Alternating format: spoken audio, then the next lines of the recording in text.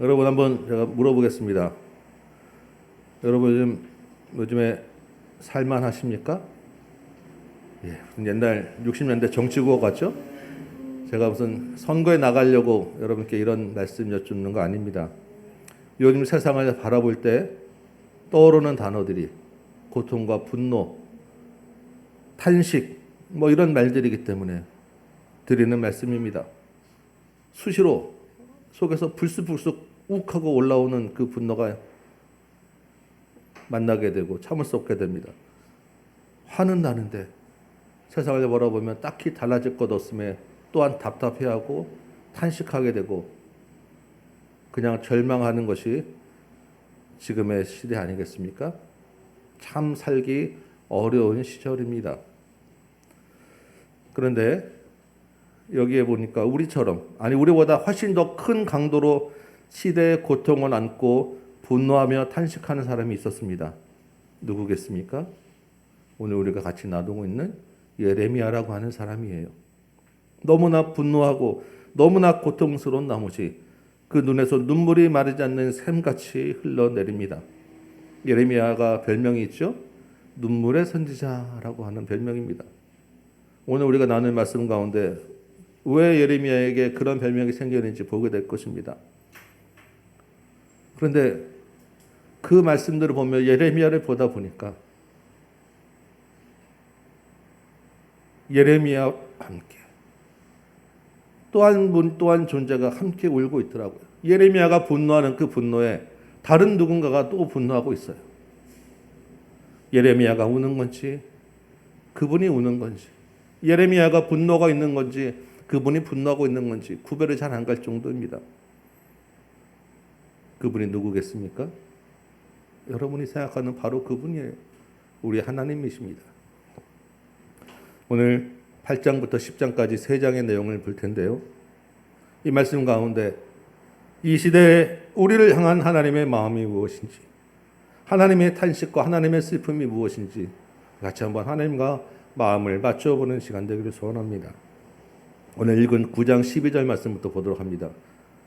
9장 12절 이렇게 돼 있죠.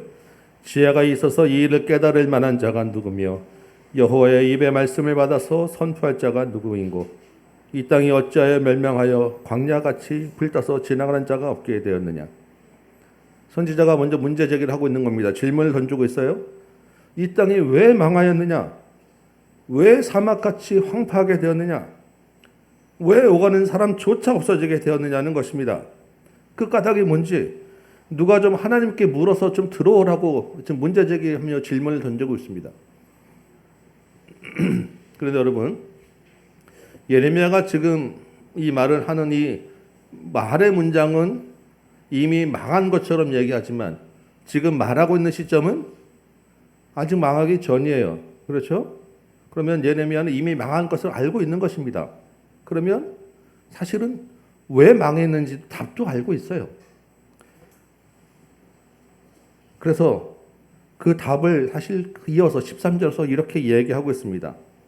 여호와께서 말씀하시되 이는 그들이 내가 그들의 앞에 세운 나의 율법을 버리고 내 목소리를 순종하지 아니하며 그대로 행하지 아니하고 그 마음의 완악함을 따라 그 조상들이 자기에게 가르친 바알들을 따랐습니다.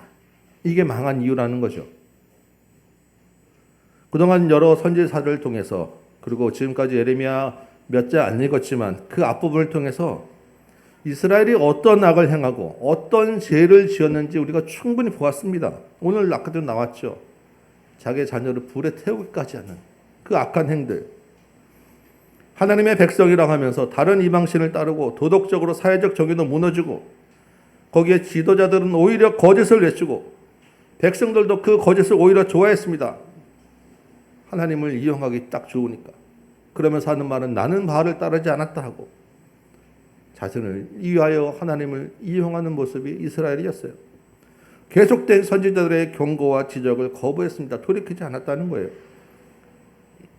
결국 어떻게 되었습니까? 15절에 보니까 만군의 여호와 이스라엘 하나님께서 말씀하십니다. 보라, 내가 그들 곧 이 백성에게 쑥을 먹이며 독한 물을 마시게 하고 그들과 그들의 조상이 알지 못하던 여러 나라 가운데 흩어버릴 것이다. 진멸되기까지 칼을 계속 보낼 것이다. 12절에서 말씀한 황폐한 땅, 멸망한 땅, 사람이 오가지 않는 땅이 되고 말았습니다. 구체적인 사건으로는 바벨론에게 침략당해서 포로로 끌려가는 것으로 이루어지고 말았다는 것입니다.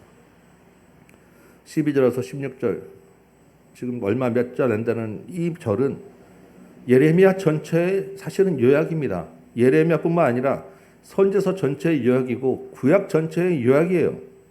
백성들이 타락하고 하나님이 경고하고 그럼에도 불순종하고 결국 하나님의 심판으로 이어지는 전형적인 공식의 이 몇 절 안에 다 들어있는 것입니다. 우리가 이미 많이 들었죠. 모르지 않으실 거예요. 똑같은 말씀 표현만 반복해서 여러 군데서 반복하고 앞으로도 계속 볼 것입니다. 그러면 우리가 이 말씀을 다 아는 것이냐는 거죠. 그냥 문맥으로 그냥 그 내용은 알 수 있을지 몰라요. 그러나 하나님이 이 말씀을 하고 있는 그 하나님의 마음 심정은 우리가 알겠느냐는 것입니다. 오늘 이 말씀 가지고 우리가 이제 다시 한번 좀 되돌아보면서 이 말씀을 하는 하나님의 입장에서 한번 생각해 보기 원합니다. 하나님의 입장에서 하나님은 이 말씀을 어떤 기분으로 어떤 생각으로 어떤 상태에서 지금 하고 있느냐라는 것입니다. 여러분, 하나님이 어떤 분이십니까? 전능하신 창조주 하나님이시죠. 모든 것을 다 아는 전지하신 분이에요. 하나님의 성품은 공의와 정의로 가득 차 있는 분입니다. 그분이 모든 피조물 중에서 이스라엘이라고 하는 한 민족을 특별히 택하셨어요. 그들을 내 백성이라고 부르시고 내 딸이라고 부르셨어요. 각별히 아끼고 보호하시고 공급하시고 그들을 가르쳤습니다. 하나님이 누구인지. 자기의 모든 것을 다 쏟아 부으셨다는 거예요. 마치 여러분이 여러분의 자녀에 대해서 모든 것을 다 쏟아 부으는 것처럼 그보다 더 큰, 더 한량없는 사랑으로 이스라엘을 담아내고 이스라엘에게 쏟아 부으셨다는 것입니다. 그런데 그 하나님의 백성이라고 하는 하나님의 딸이라고 하는 이스라엘이 하는 짓이 어땠습니까? 우리 8장 4절부터 7절 한번 보겠습니다. 8장 4절에서 7절 보니까요.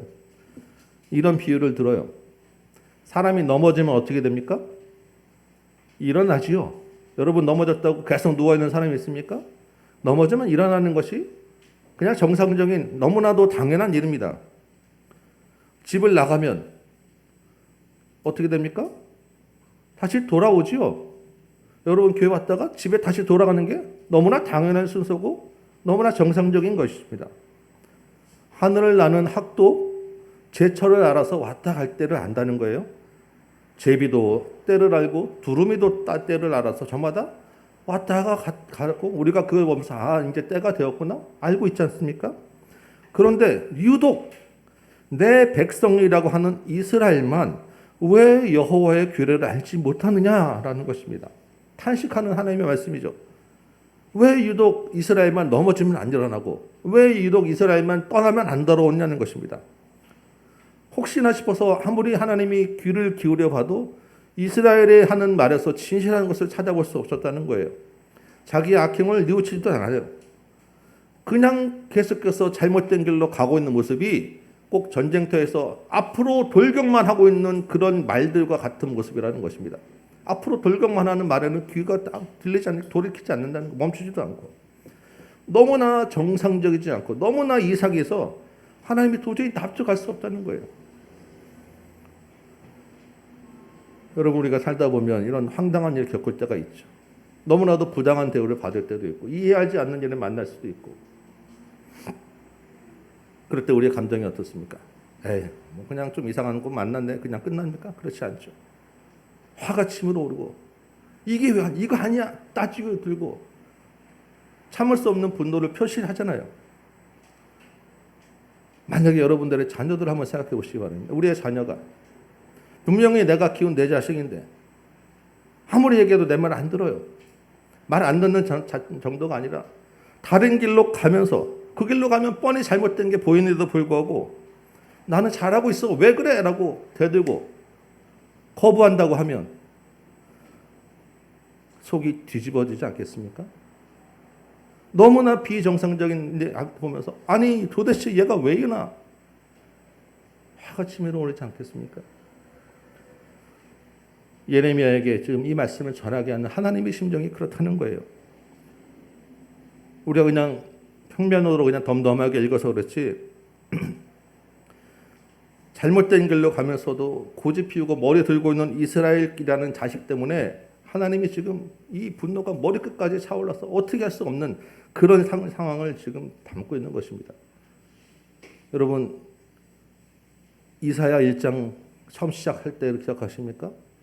이렇게 시작하고 있어요. 이사야라고 하는 그 선지자의 큰 책의 첫 머리는 하늘이여 들으라 땅이여 귀를 기울이라 내가 자식을 양육하였거늘 그들이 나를 거역하다다.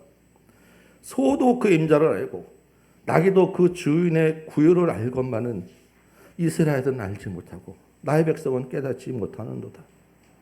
너무나 비정상적인 그런 이 상황. 정작 이스라엘이 깨닫지 못하고 있는 정말 망나니처럼 다른 길로 가는 아들이 정신 못 차리고 있는 그 상황. 분노하고 진노하는 하나님의 마음이 우리 마음속에 읽혀져야 한다는 것입니다. 하나님을 더 화나게 하는 일들은요. 8장 9절 10절이에요. 한번 보시겠습니다. 그러면서 그들이 하는 말, 그들의 선지자, 제사장, 가르치는 지도자들이 하는 말은 율법을 잘 알고 있다. 나는 율법이 있다. 나는 바르게 한다라고 하는 것입니다. 그러면서 그 말이 율법을 거짓의 붓으로 만들어버린다는 거예요. 율법을 자기에게 이용하면서 바꿔버리고 다른 걸로 이야기한다는 것입니다. 11절 보니까요. 심한 상처를 입었어요. 그런데 아니야 괜찮아 하고 돌려보낸다는 것입니다. 자기 욕심을 채우면서도 부끄러운 줄 모르는 그런 지도자들 때문에 하나님이 얼마나 지금 화가 나냐는 것이죠. 백성들이 바른 길로 가도록 인도해야 될 사람들이 오히려 자기가 앞장서서 잘못된 길로 가고 있어요. 하나님의 그 답답함, 화가 나는 그 분노가 그대로 담겨져 있는 거예요. 9장 2절에서 8절 우리 다 읽진 않겠지만 그 안에 담겨있는 말씀들은 그 당시 이스라엘 사회가 얼마나 거짓과 불신으로 가득 차 있어서 그 사회 질서가 무너졌느냐, 도덕적으로 무너졌느냐, 타락했느냐는 것입니다. 도저히 하나님이 그들과 함께 계실 수 없다는 것이고요.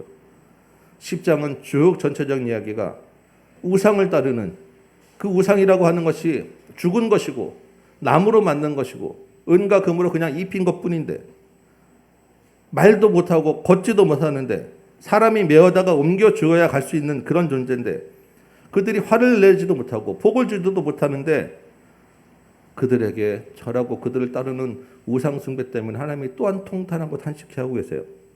10장 12절의 말씀 볼까요?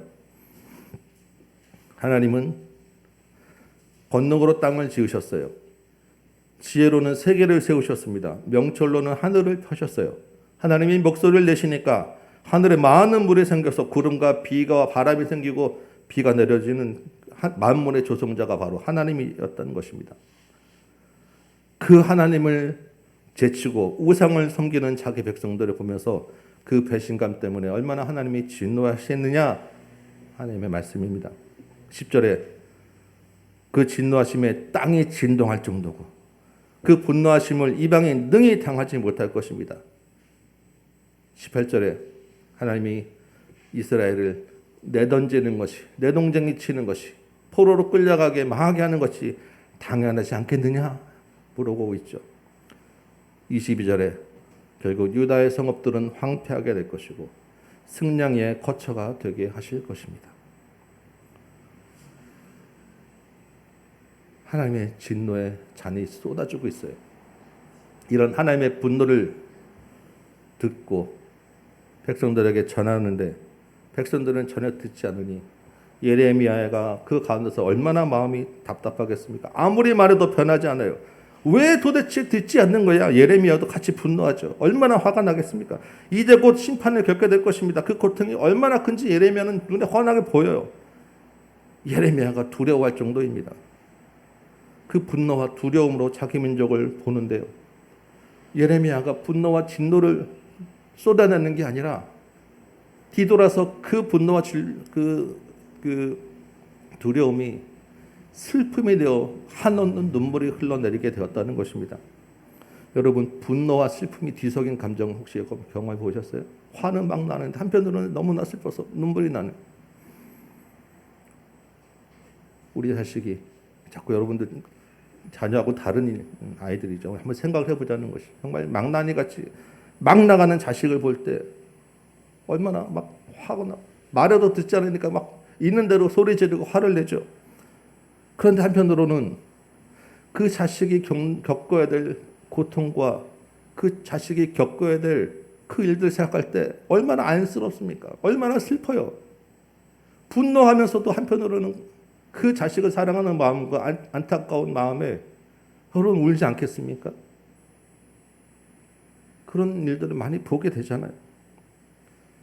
예레미야의 마음이 지금 그렇다는 것입니다. 분노와 슬픔이 뒤섞여 있는 그런 묘한 감정. 8장 18절 말씀 한번 볼게요. 8장 18절 보니까 이렇게 이야기합니다. 슬프다 나의 근심이여 어떻게 위로를 받을 수 있을까? 예레미야의 귀에 지금 포로로 끌려간 백성들의 신음소리가 들려옵니다. 여호와가 우리를 버리고 시온을 떠나셨는가? 시온에는 왕도 없다는 말인가? 포로지에서 백성들이 내뱉는 그러한 절규의 소리들이죠. 그런데 하나님의 말씀은 니네가 어쩌자고 조각한 신상과 이방의 헛된 것들을 가져와서 나를 경노하게 했느냐라는 것이죠. 백성들이 또 절규합니다. 울부짖어요. 여름철이 다 지났는데, 추수할 때가 다 지났는데 우리는 아직도 구원을 받지 못하고 있습니다. 21절에 선지자가 너무나 괴로운 마음을 가지고 이렇게 이야기합니다. 딸 내 백성의 상하였으므로 나도 상하여 슬퍼하며 놀라움에 잡혔도다. 백성의 그 상함이 곧 예레미야의 상함이 되었다는 것입니다. 슬퍼하고 놀라고 두려워합니다. 길르앗에서는 유향이 있고 의사가 있는데 왜 내 딸 백성은 치료를 받지 못하는가? 내 딸은 치료받을 의사가 없다는 말인가? 이런 선지자의 괴로움과 슬픔이요, 9장 1절에서는 눈물이 되었습니다. 9장 1절이에요. 어찌하면 내 머리는 물이 되고 내 눈은 눈물 그늘이 됐고 죽임당한 딸 내 백성을 위하여 주야로 올리로다.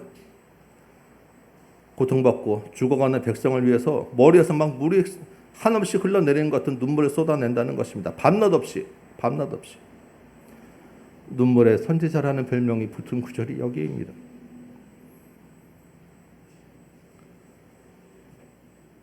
10절 볼까요? 내가 산들을 위하여 울며 부르짖으며 광야 목장을 위하여 슬퍼하리라. 10장 19절 말씀. 슬프다 내 상처여 내가 중상을 당하였도다. 곳곳에서 예레미야가 슬퍼하고 울고 상함을 당했다고 고통하고 있는 모습을 보여주고 있습니다. 그런데 여러분, 이런 예레미야의 마음 우리가 충분히 이해되지요? 예레미야가 근데 내가 울고 내가 상하고 내가 슬퍼한다라고 이야기를 하는데 우리가 그 말씀을 읽다 보니까요, 여기서 과연 나가 누구냐라는 생각이 드는 거예요. 나.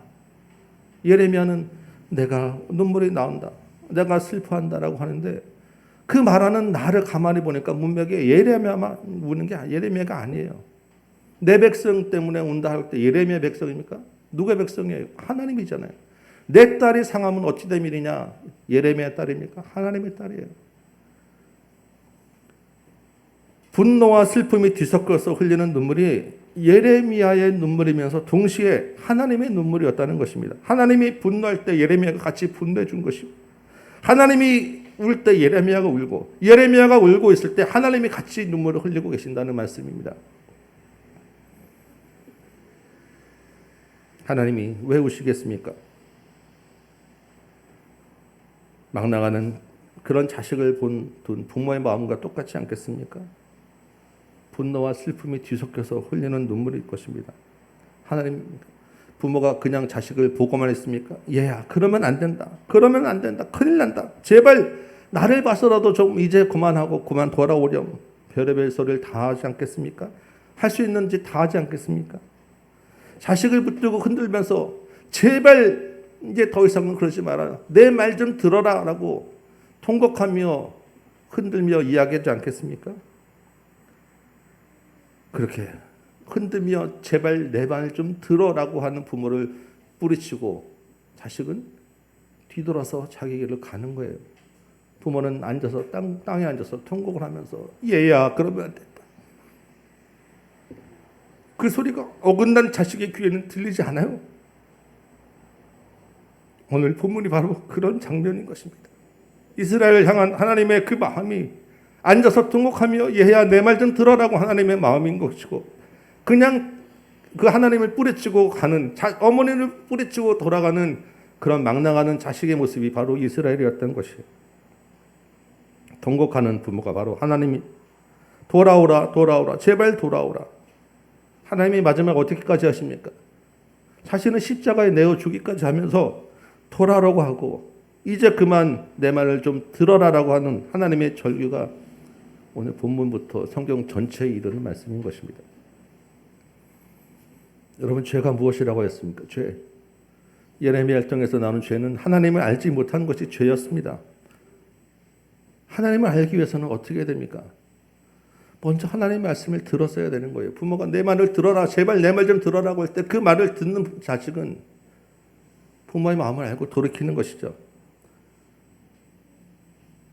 돌아오라고 하는 하나님의 말씀은 들으라라고 하나님의 말씀으로 이어지는 것입니다. 돌아오라는 곧 들으라라는 거예요. 이스라엘아 들으라, 이스라엘아 들으라. 하나님의 말씀이 들려야 했고 들어야 했어요.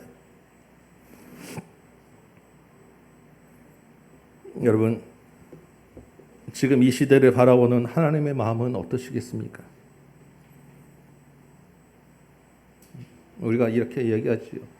예레미야 시대보다 더하면 더했지 전혀 다르지 않을 것이다. 그렇습니다. 이 시대의 도덕적, 사회적 윤리는 다 무너졌죠. 지도자들도 부정합니다. 지도자들이 타락하면서도 부끄러운 줄 몰라요. 아니 어떻게 대통령만 하면 그 다음엔 다 감옥에 갑니까? 그래도 영향력이 있다는 리더급 인사들이 퍽 가면 안 좋은 소문이 나고 결국에는 극단적 선택들을 하는 사람들이 한두 명입니까? 너무나 마음 아프고 참담한 백성들에게 정말 절망을 안겨주는 일들이 너무나 많이 보고 있잖아요. 우리 백성들이 그 가운데서 어떻게 합니까? 서로 분노가 차올라요. 따라갈 것도 없고 하나의 목소리는 거기에 들어갈 틈도 없어요. 분노가 차고 나니까 백성들은 자기 살기에 급급해서 내가 살겠다고 서로 자기 자신을 위하여 살게 됩니다. 투기하고 서로 속이고 비방하고 다른 사람과 경쟁할 수밖에 없는 것이고, 하나님을 아는 것하고는 전혀 거리가 먼 사회와 세상이 되어가고 있는 거예요. 그래도 그 가운데 빛이 되어야 하고 희망이 되어야 한다고 하는 교회는 어떻습니까? 지난주에 코로나 위협을 좀 줄이겠다고 교회 여러 가지 소모임들은 중단하라는 명령이 떨어졌어요. 기분이 나쁘죠? 화도 납니다. 교회 전체적으로 이것은 너무하지 않느냐 성명서도 내고 반발하지요. 그런데 여러분 한번 우리 돌이켜서 한번 생각해 보시기 바랍니다. 그동안에 각종 교회의 소모임들이 과연 얼마나 우리에게 유익했는가? 그 소모임들을 얼마나 정상적이었는가? 그 많았던 소모임에 있었던 성경 공부와 제자 훈련들이 얼마나 우리를 변화시켰는가? 글쎄요, 잘 모르겠습니다. 그 모임들이 그렇게 유익하고 정상적이었고 우리에게 영향을 주는 모임들이었다고 그러면 세상이 이렇게 가지 않아야 정상 아니겠습니까? 그 모임들을 통해서 제자 훈련을 통해서 우리가 하나님의 말씀을 들었다고 하면 세상에 하나님의 말씀이 들어갈 틈이라도 있어야 되는 건 아니겠습니까? 그 많은 소모임들이 오히려 우리를 우상숭배로 이끌었지는 않느냐는 것입니다. 그 모임 통해서 우리가 절하고 그러지는 않았죠. 그런데 그 모임을 통해서 제자훈련과 성경 공부라는 것을 통해서 우리가 어떤 우상에 빠지게 되는지 아십니까? 신율법주의라고 하는 우상에 빠지게 돼요. 뭡니까? 제자훈련하면 된다. 성경 공부만 하면 된다. 그래서 내가 뭔가 교회 열심히만 봉사하고 교회 신앙 종교 생활에 참여하면 된다. 순종이라고 하는 행위를 강조하는 율법주의, 순종주의에 다른 우상으로 우리를 빠지게 하였다는 것입니다. 그러면서 교회 안에 재물을 쌓아두고 고와 갑을 돌아보지 아니하고 우리끼리만 들어올 수 있도록 차별을 두고 울타리를 치지 않느냐는 것이죠. 내 백성 이스라엘아 돌아와 제발 내 말을 들으라고 오셨던 그 하나님이 이 시대의 조국 교회를 바라보실 때 하나님을 믿노라 하고 오는 사람들 저와 여러분을 바라보시면서 또한 통탄하며 울지 않으시겠습니까? 그러면서 우리는 어떻게 합니까? 우리가 잘났다. 우리는 잘하고 있다고. 그러면서 정말 진리게 변하지 않는 우리의 모습이 아니냐는 것이죠.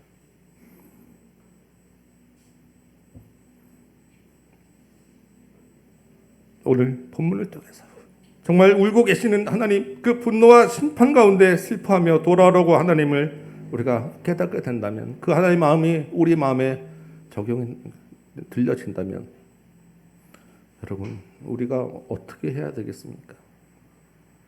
하나님의 말씀은 돌아오라는 것이고요. 그 돌아오라는 하나님의 말씀은 들으라라고 하는 것입니다. 들으라. 우리 하나님의 말씀을 들어야 돼. 우리 귀에 하나님의 말씀이 들려져야 합니다. 여러분 하나님을 사랑하십니까?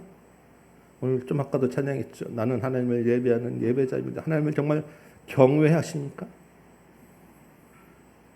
그렇다면 하나님의 말씀을 듣는 것이 당연한 건 아니겠습니까? 사랑한다고 하면, 경외한다고 하면 그 말을 들어야 하는 거예요. 그 말이 들려져야 하는 것입니다. 하나님의 그 슬퍼하는 마음이 우리의 마음이 된다고 하면 우리 가운데는 하나님의 말씀이 들려져야 정상인 것입니다. 그리고 그 하나님의 말씀을 듣고 싶어 하는 것이 너무나도 당연하고 정상인 거예요. 여러분 하나님의 말씀이 들리십니까? 여러분 하나님의 말씀을 듣고 싶어 하십니까? 하나님의 말씀을 듣는 자리에 나아가고 계십니까? 우리가 하나님의 말씀을 듣는 가장 정말 기본적인 그 시간은요, 바로 이 설교 시간입니다. 여러분의 영이 깨어 있는지, 내가 하나님을 사랑하고 있는지, 나와 하나님과의 관계가 정상인지 알 수 있는 기준이 설교 시간에 하나님의 말씀이 들리냐 있는 것입니다. 설교는요, 제가 옆에서 이렇게 말을 하지만 제 이야기가 아니에요. 여러분 하나님의 말씀으로 들으셔야 됩니다. 하나님이 말씀하시는 시간이에요. 제 안에서 성령을 통하여서 하나님이 말씀하시는 것이 설교입니다. 한두 번 정말 육신이 피곤해서 잠깐 놓칠 수 있죠. 잠깐 줄 수 있습니다. 여러분 얼마나 지금 힘들게 사십니까? 그런데 그것이 매번 이 자리에서 졸고 있고 매번 다른 생각하고 있고 저 말이 진짠가? 아유, 저게 뭐 이렇게 비판한다고 하면, 말씀이 들어오지 않는다고 하면 여러분 문제가 있는 것입니다. 그러면 또 이렇게 말씀할 수 있어요. 아유, 좀 재밌게 하고 좀 그 잘 들어오게 들리게 잘 말하면 되는 거 아니냐? 그럴 수도 있겠죠. 그런데 여러분 전하는 기술도 중요해요. 근데 그거는 그 다음 두 번째 이야기입니다. 그거는 전하는 사람에게 하나님이 하실 이야기고요. 듣는 여러분은 그거와 다른 문제인 거예요. 여러분 지금 하나님이 말씀하시는 그 하나님의 마음을 우리가 보잖아요. 하나님의 상태를 보잖아요. 하나님이 지금 여기서 여러분들에게 웃기게 생겼습니까? 하나님이 여러분에게 정말 농담이만 하는 그런 상황이겠습니까? 다 죽어가는 직전에 제발 돌아와 하는 하나님의 마음이, 하나님이 이 자리에서 이야기하는데 여러분에게 시시걸렁한 농담하게 생겼냐고요? 아니잖아요. 그 마음을, 그 하나님이 정말 하루가 급한데 정말 긴박하고 하나님이 절규하고 있는데 여러분 웃긴 얘기 안 한다고 여러분들이 그 소리를 안 듣는다고 하면 하나님과 어떻게 의견가 통하겠냐? 그래 잘한다 복 줄게. 하나님이 지금 마음이 그런 마음이 들겠냐고요.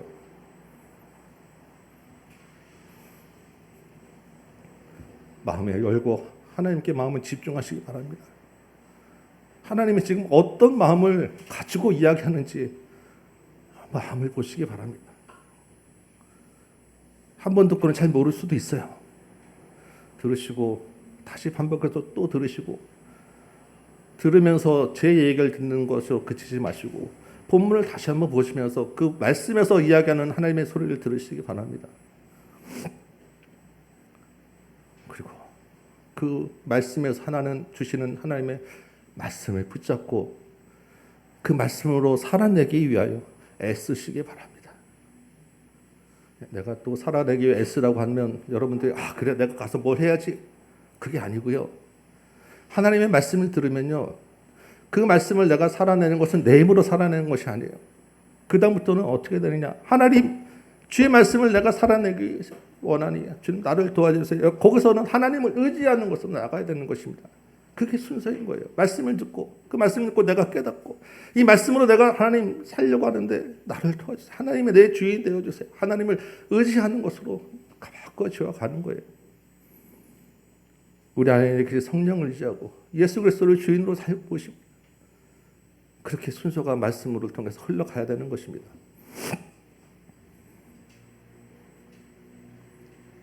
하나님의 말씀을 듣는 또 하나의 기준 방법은 기도입니다. 기도.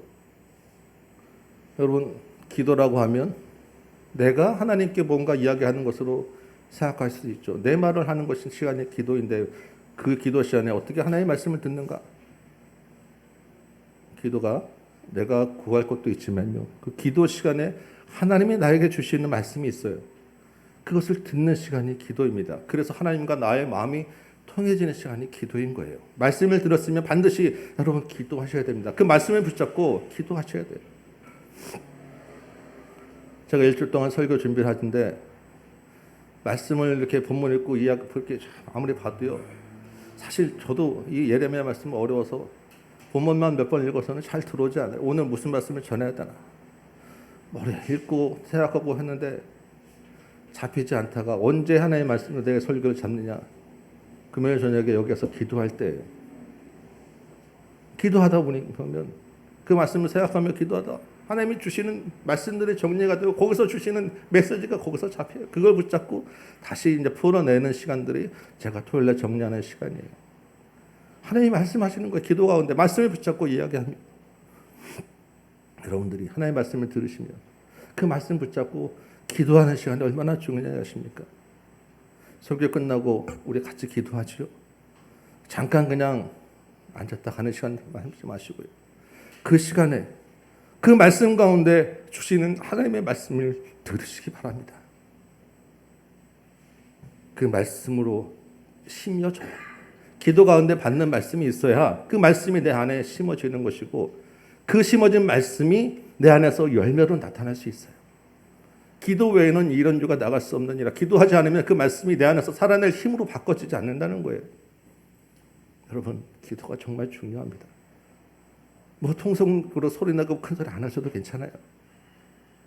여러분의 심정에서 쏟아지는 것이 있으면 자연스럽게 목소리가 커질 것이고 그마저도 나올 힘이 없으면 그냥 정말 머리가 수그러지도록 무릎을 꿇으실 텐데 상관없습니다.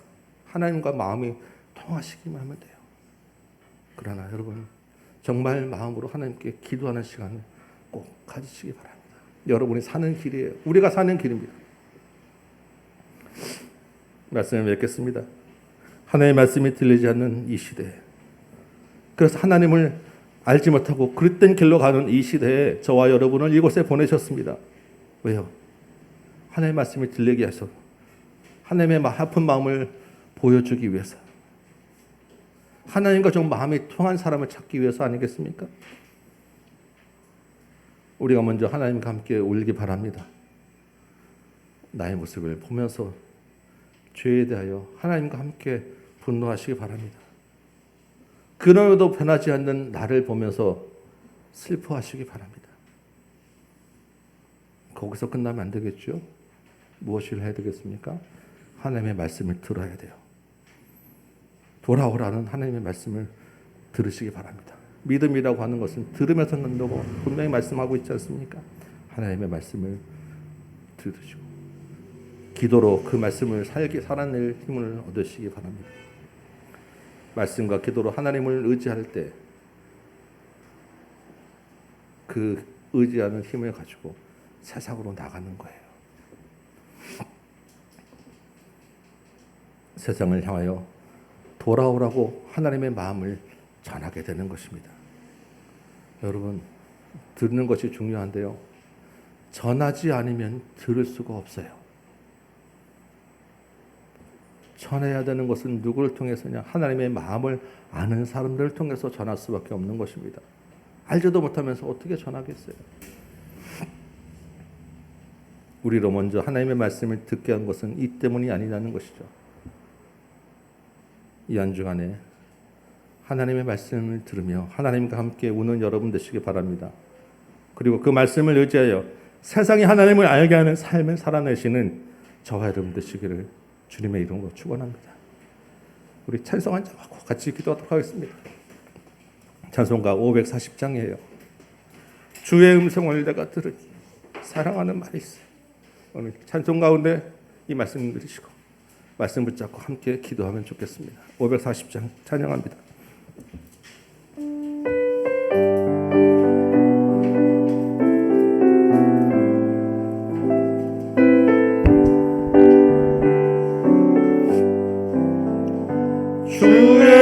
음성을 내가 들으니 사랑하다 말일세 믿는 마음으로 주께 가오니 나를 영접하소서 내가 매일 십자가 앞에 더 가까이 가오니 구세주의 흘린 복의 피로써 나를 정케 하소서 주여 넓으신 은혜의 부사 나를 받아주시고 나의 품은 뜻 주의 뜻같이 되게 하여 주소서 내가 매일 십자가를 더 가까이 가오니 구세주의 흘린 복의 피로써 나를 정케 하소서 주의 보좌로 나아갈 때에 어찌 아니 기쁠까 주의 얼굴을 항상 배우니 더욱 친근합니다 내가 매일 십자가 앞에 더 가까이 가오니 구세주의 흘린 복의 피로써 나를 정케 하소서 우리 구주의 넓은 사랑을 찬양할 자 없으며 주가 주시는 참된 기쁨은 헤아릴 수 없도다 내가 매일 십자가 앞에 더 가까이 가오니 구세주의 흘린 복의 피로써 나를 정케 하소서